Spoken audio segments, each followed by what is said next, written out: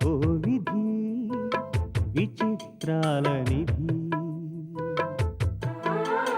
ఓ విధి విచిత్రాల నిధి, వింత కథల సారథి, ఆశ నిరాశల వారధి, నిరంకుశ నిర్ణయాల నిర్దయవానిధి, ఓ విధి విచిత్రాల నిధి, ఓ విధి విచిత్రాల నిధి.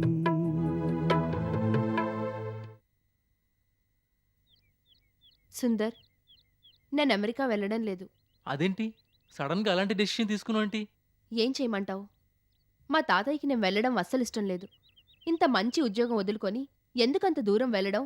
నిన్ను వదిలి మేం ఎలా ఉండగలం అంటున్నాడు. చిన్న సెంటిమెంటల్ టచ్ ఇచ్చాడన్నమాట. అక్కడితో ఆగలేదు. మా మేడం లక్ష్మీదేవి గారితో కూడా చెప్పించాడు. మేడం కూడా వద్దన్నారా? మేడం గారు డిస్కరేజ్ చేయలేదు, కానీ ఓ రకంగా తాతయ్యని సపోర్ట్ చేసినట్టు మాట్లాడారు.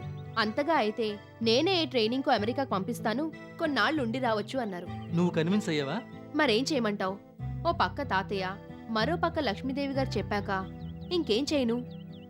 అయితే ఓ పని చేద్దాం. ఏంటి? ఇద్దరూ కలిసే మానేద్దాం. సుందర్, అవును మాధవి. నాకోసం నువ్వెందుకు మానేయడం? No problem. నీకన్నా నాకు అమెరికా ముఖ్యం కాదు. నువ్వెక్కడుంటే అదే నాకు అమెరికా. నువ్వే నా న్యూజిలాండ్, పాటలు పాడుకునే స్విట్జర్లాండ్. ఇదంతా ప్రేమ అనుకుంటున్నావా? 200%. దీన్ని ప్రేమ అనరు, పైత్యం అంటారు. అనుకున్నా పర్వాలేదు. అసలు పాయింట్ ఏంటంటే మా ఇంట్లో నేను ఒక్కనే కొడుకును కదా, అందుకని మా అమ్మ వాళ్ళు నన్ను వెళ్ళొద్దని ఒకటే గొడవ చేస్తున్నారు. నిన్ను వదలలేక వస్తాను అన్నాను, కానీ నాకు ఇష్టం లేదు. అందుకని నీతో పాటు నేనే ఇక్కడే ఉంటాను. So no visa, no America.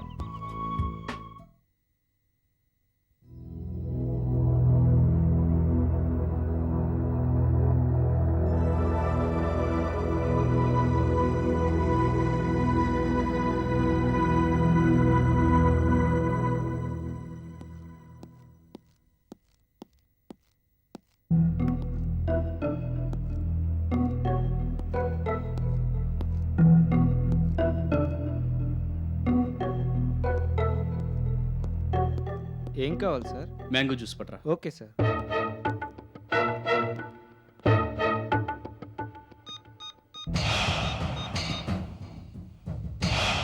Hello, నేనే దీపక్ని. చెప్పు. ఆ కళ్యాణ మండపమా? వద్దు, అస్సలు చాలదు. జరుగుతున్నది ఎవరి పెళ్ళి అనుకున్నావు? Devi group of industries chairperson Lakshmidevi గారి పెళ్ళి. మరి మా అమ్మకేమన్నా తక్కువ సర్కిల్ ఉందా? విఐపీలు, మినిస్టర్లు, ఆఫీసర్లు, డీలర్లు, డిస్ట్రిబ్యూటర్లు లిస్ట్ అవుట్ చేస్తే ఇప్పటికే 1500 మంది అయ్యారు. ఇంకా చాలామందిని వదిలేశాం. అదీగాక చలసాని గారు, నేను, వినోద్, సంధ్య, మా అందరి సర్కిల్స్ కలిపితే చాలా పెద్ద గ్యాదరింగ్ అవుతుంది. ఏర్పాట్ల విషయంలో మనం ఏ చిన్న పొరపాటు చేసినా పరువు పోతుంది. అది గుర్తుంచుకో. సెంట్రల్ ఏసీ అయితే బెటర్. ఎంతైనా పర్వాలేదు. కావాలంటే 2 ఎక్స్ట్రా ఇస్తామని చెప్పు. ఎలాగైనా కన్ఫర్మ్ అయిపోవాలి. అర్థమైందా? ఏ విషయం నాకు రేపు ఉదయం ఫోన్ చేసి చెప్పు. ఉంటాను.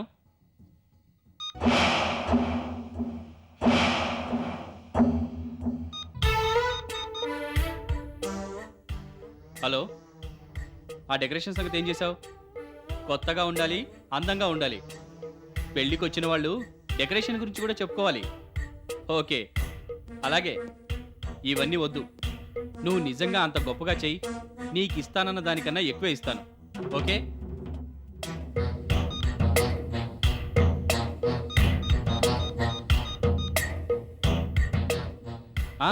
నేనే. లెటర్ అందిందిగా. ఇన్విటేషన్స్ రాగానే పంపిస్తాను. పెళ్ళికి మీరు రానంటే కుదరదు. బంధుమిత్ర సపరివార సమేతంగా రావాల్సిందే. అమ్మ మరీ మరీ చెప్పమంది.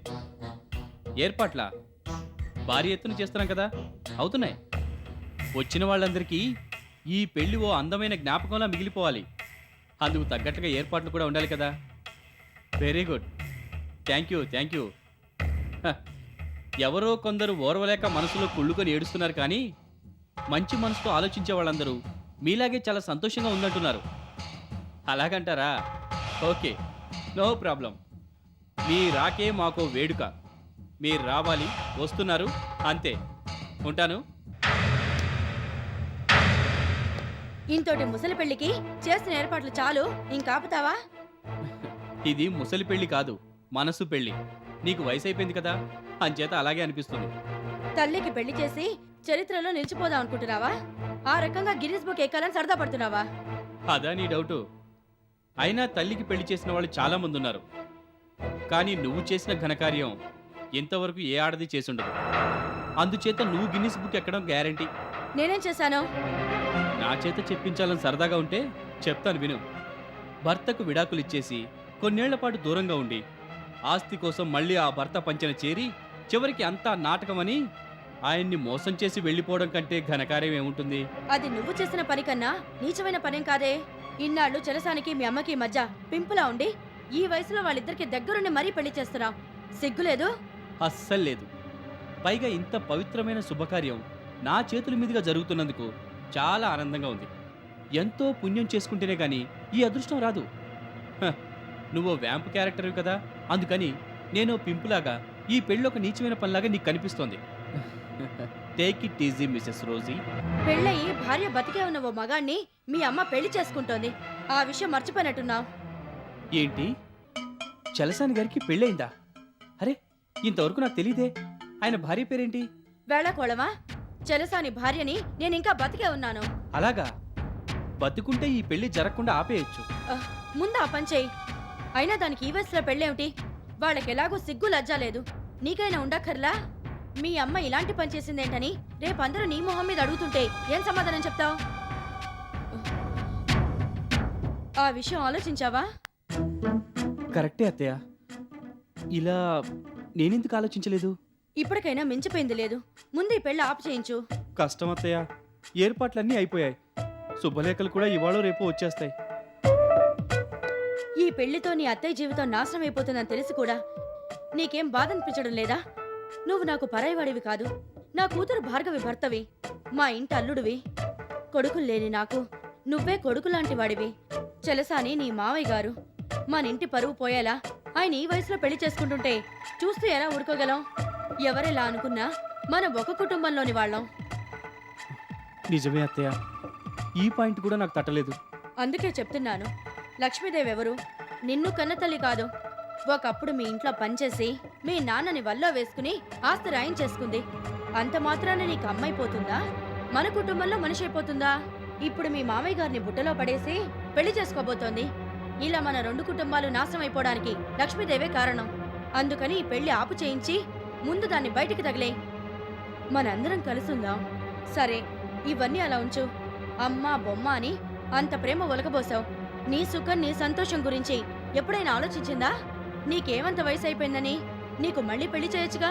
ఆ జ్ఞానం కూడా లేకుండా ఈ వయసులో తను పెళ్లి చేసుకుంటుందా? ఇంతకన్నా స్వార్థం అన్యాయం ఎక్కడా ఉండవు. అసలు ఆ లక్ష్మీదేవిది అమ్మ మనసు కాదు, అమ్ముకునే మనసు. ఆడదానివి కాబట్టి ఊరుకున్నాను. లేకపోతే ఇక్కడే మర్డర్ చేసి ఇలాగే జైలుకి వెళ్ళి కూర్చునేవాడిని. దీపక్, అరవకో. మా అమ్మ గురించి మరొక్క మాట మాట్లాడినా అన్నంత పని చేస్తాను. మా అమ్మ నన్ను కన్నతల్లి కాకపోవచ్చు, అంతకన్నా ఎక్కువ. నిజంగా నా కన్నతల్లి బతుకున్నా మా అమ్మలా చూసుండేది కాదు. అంత గొప్పగా ప్రేమించే మనసు మా అమ్మది. జీవితం అంతా మా సుఖం కోసం, మా సంతోషం కోసం, మా కుటుంబం కోసమే దారపోసింది. అందుకు ఎన్నో కష్టాలు పడింది, ఎన్నో అవమానాలు భరించింది. ఎలాంటి పరిస్థితుల్లోనైనా మా బాగు గురించి ఆలోచించిందే కానీ తన గురించి ఏనాడూ ఆలోచించలేదు. ఇన్నాళ్ళకి తనకంటూ ఓ తోడు దొరికినందుకు మేము ఎంతో ఆనందిస్తున్నాం. చలసాని గారికి విడాకులు ఇచ్చిన నువ్వు ఈ పెళ్లి ఆపేయమని ఏ అధికారంతో అడుగుతున్నావు? ఏ అర్హత ఉందని అడుగుతున్నావు? అనారోగ్యంతో బాధపడుతున్న చలసాని గారిని మా అమ్మ ఆదుకుంది. స్నేహితురాలుగా సేవలు చేసి ధైర్యం చెప్పి ఆయన్ని బతికించింది. ఆయనకి పునర్జన్మనిచ్చింది. అందుచేత ఆయన్ని పెళ్లి చేసుకునే అర్హత, అధికారం మా అమ్మకే ఉన్నాయి. అందుకని ఈ పెళ్లి జరిగి తీరుతుంది. నువ్వెన్ని కుట్రలు కుతంత్రాలు పన్నినా ఈ పెళ్లి మాత్రం ఆగదు.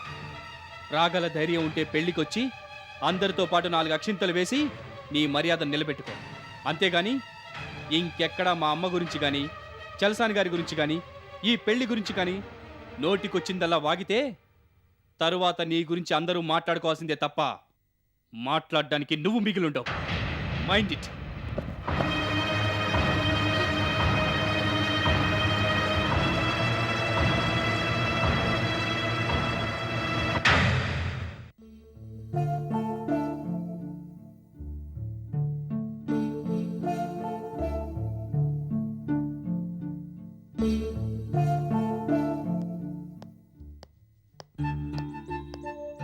తాతయ్య.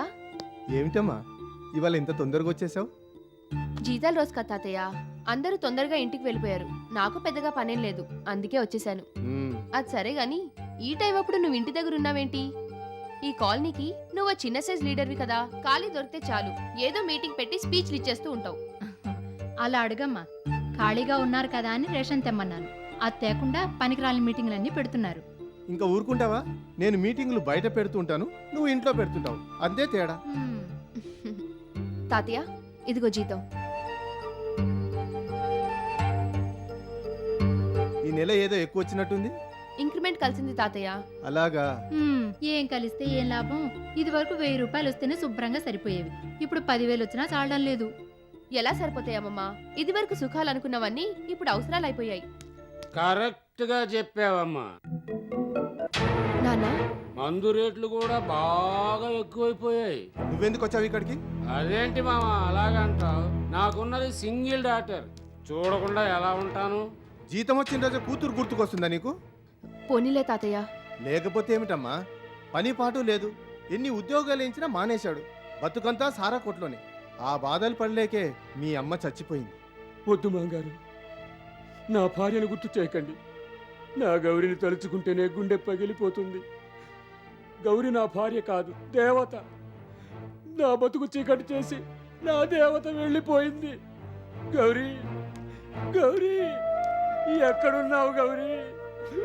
నిన్ను మర్చిపోవడానికే తాగుతూ వీళ్ళందరి చేత మాటలు పడుతున్నాను గౌరీ, మాటలు పడుతున్నాను. సిగ్గు లేకపోతే సరి. కూతురు చూడడానికి వచ్చావా? చూసావుగా, ఇంకా వెళ్ళు. అలాగే వెళ్తాను. అమ్మా మాధవి, నేను తొందరలోనే మీ అమ్మ దగ్గరికి వెళ్ళిపోతున్నానమ్మా. నాన్న అవునమ్మా, ఒక కిడ్నీ చెడిపోయింది. సింగిల్ కిడ్నీతో బతుకుతున్నాను. మందులు తీసుకోకపోతే అది కూడా చెడిపోతుంది అంటున్నారు డాక్టర్లు. మందు రోజు తీసుకుంటూనే ఉన్నావుగా. చచ్చా, మందు మానేశాను మాంగారు, మీ మీదొట్టు. వచ్చినప్పుడల్లా ఇదే మాట చెప్తుంటావు. అవును మాంగారు, రోజుకోసారన్నా మానేద్దాం అనుకుంటాను, కానీ నా గౌరీ గుర్తుకొస్తుంది. ఆ బాధతో మళ్ళీ తాగేస్తాను. నా గౌరీ దేవత, అది అలా వెళ్ళిపోయింది, నేను ఇలా మిగిలిపోయాను. గౌరీ, గౌరీ, నేను నీ దగ్గరికే వచ్చేస్తున్నాను గౌరీ. ఊరుకో నాన్న, మరోసారి ఆ మాట అనుకో. ఇదిగో ఈ డబ్బు తీసుకెళ్లి మందులు కొనుక్కో. ఎందుకమ్మా ప్రతి నెల డబ్బిస్తుంటావు? మీ నాన్న చెప్పేవన్నీ అబద్ధాలే. ఈ డబ్బు తీసుకెళ్లి తాగేస్తాడు. నువ్వు ఇవ్వడం మానేస్తే గానీ బాగుపడ్డు. ఏయ్, ఏంటి ఎక్కువ మాట్లాడుతున్నావు? నీ సొమ్మిస్తున్నావా, నీ బాబు సొమ్మిస్తున్నావా, నీ తాత సొమ్మిస్తున్నావా? నా కూతురు డబ్బు నా ఇష్టం, పీకల దాకా తాగుతాను. మధ్యలో అడగడానికి నువ్వెవడవి? నీలాంటి పనికి మాలిన వాడికి పిల్లనిచ్చిన దరిద్రుని. ఏయ్, ఇంటర్ నువ్వు పట్టుకుని అంతంత మాట్లాంటావా? అంత మగాడు అయితే బయటికి రా, చూసుకుందాం. నువ్వో నేనో తేలిపోవాల్సిందే. దమ్ముంటే రారా, రా చూసుకుందాం. బయటికి ఎందుకురా? నీ సంగతి అంటే ఇక్కడ తెలుస్తా. తాతయ్య వదిలు. తాతయ్య ఏమండి? వదులు. ఏమిటిది? వదలండి. తాతయ్య ప్లీజ్ ఊరుకో. గొడవ పడితే మనమే పోతుంది. వదలండి. నానా నీకు డబ్బు ఇచ్చాను కదా, ఇంక ఇక్కడి నుంచి వెళ్ళిపో. నువ్వు చెప్తున్నావు కాబట్టి వదిలేస్తున్నాను, లేకపోతే ఈ ముసలాడి సంగతి తేల్చేద్దును.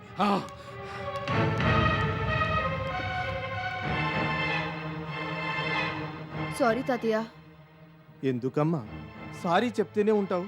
మీ నాన్నకి డబ్బులు ఇచ్చి పంపిస్తూనే ఉంటావు. అయినా ఇంకెన్నాళ్ళు ఇస్తావులే. అదేంటి తాతయ్య అలా అన్నావు?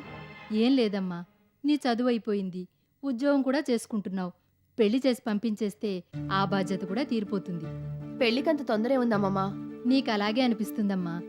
ఆడపిల్లని ఒక అయ్య చేతిలో పెడితేనే గాని మాకు నిద్ర పట్టదు. నిజమే, కానీ నన్ను కూడా కొంచెం ఆలోచించుకొనివ్వండి.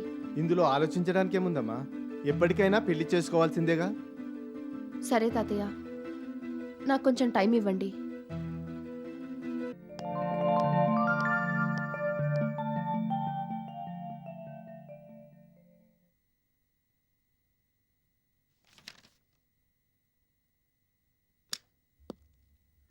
Good morning madam.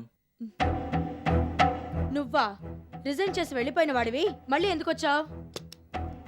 స్టేట్స్ వెళ్ళడానికి అన్ని ఏర్పాట్లు చేసుకున్నాను మేడం, కానీ అనుకోని సిచ్యువేషన్స్లో లాస్ట్ మూమెంట్లో డ్రాప్ అయిపోవాల్సి వచ్చింది. ఏ వీసా రాలేదా?